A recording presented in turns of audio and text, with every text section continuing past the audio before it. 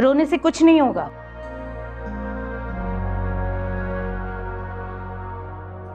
किस जुर्म में आई हो?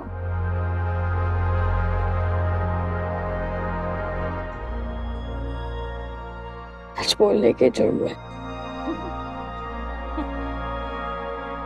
ये तो सबसे बड़ा जुर्म है, इससे बड़ा तो कोई जुर्म है ही नहीं। मैं भी इसी जुर्म की सजा भुगत रही हूँ।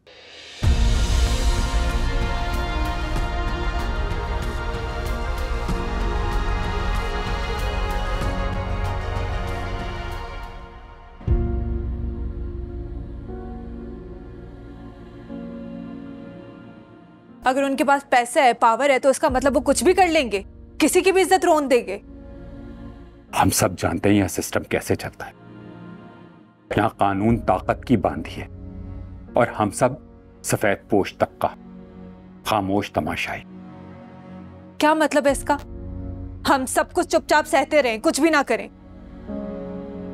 थाने जाकर भी हमने देख लिया, उनकी हठधर्मी से साफ लग रहा था कि उन्हें ऊपर से ऑर्डर आए। मगर हम क्या करें?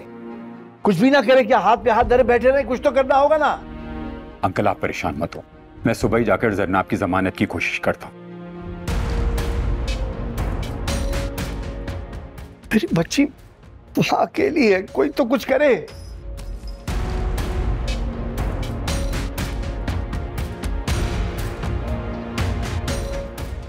बाबा, हम ले आएंगे जरनाब को सुबह, प्रॉमिस।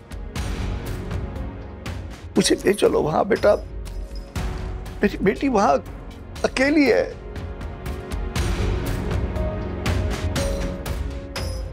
बाबा थोड़ा सब्र रखें प्लीज। कुछ तो करो। ईद वाले दिन सुबह सवेरे मेरी माँ ने मुझे जगाया और कहा कि चल तैयार हो जा। मुझे नए कपड़े दिए, चुटिया बनाई मेरी।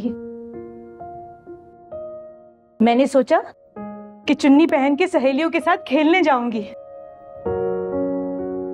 लेकिन इस सब तैयारी का मकसद तो कुछ और ही था।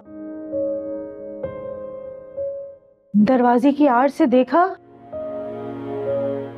तो ये लंबे लंबे कुर्ते, बड़ी बड़ी पगड़ियां और ऊंची ऊंची हुंकारें थी। गुड्डू, मेरा बड़ा भाई, एक लड़की के साथ पकड़ा गया था, मगर सजा तो मुझे मिलनी थी ना। मैं गुड्डू की बहन जो थी, उस लड़की के बाप से मेरा निकाह कर दिया गया, जो उम्र में मेरे बाप से भी बड़ा था।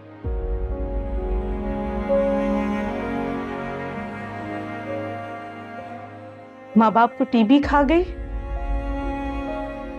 बस मैं फिर उन कच्ची मट्टी वाले कोठों में और बोहड़ वाली गलियों में फिर कभी नहीं गई।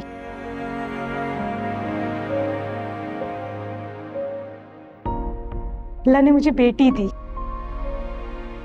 और मैंने उसका नाम इश्मल रखा।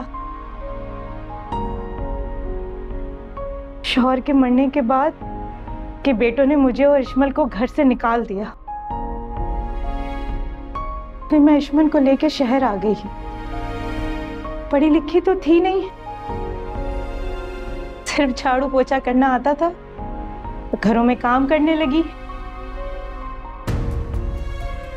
कभी गालियां, कभी रंग बिरंगी नजरों पर चुपके घूंट पीती रही। बेटी को पालना जो था, फिर एक घर में काम मिला। उन्होंने कहा कि खाना भी देंगे, छत भी देंगे और बेटी को पढ़ाएंगे भी। मुझे लगा मेरे अल्लाह ने मेरी सुन ली। वो हमें जहां कहते थे हम दोनों सो जाते थे, जो देते थे हम खा लेते थे। फिर एक दिन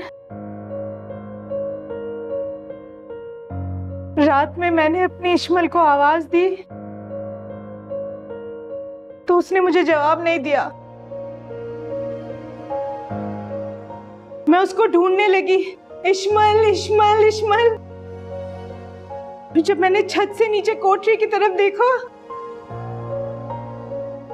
तो वो आदमी मेरी 7 साल की बच्ची के साथ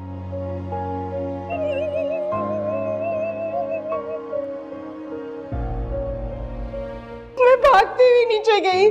मैंने उस आदमी को परे धकेला, मैंने अपनी इश्मल का हाथ पकड़ा, वहां से भाग गई, मगर उन जालिमों ने मुझे पकड़ लिया और कहा कि मैं झूठ बोल रही हूँ, मुझ पे चोरी का इल्जाम लगा दिया और मुझे जेल में डाल दिया।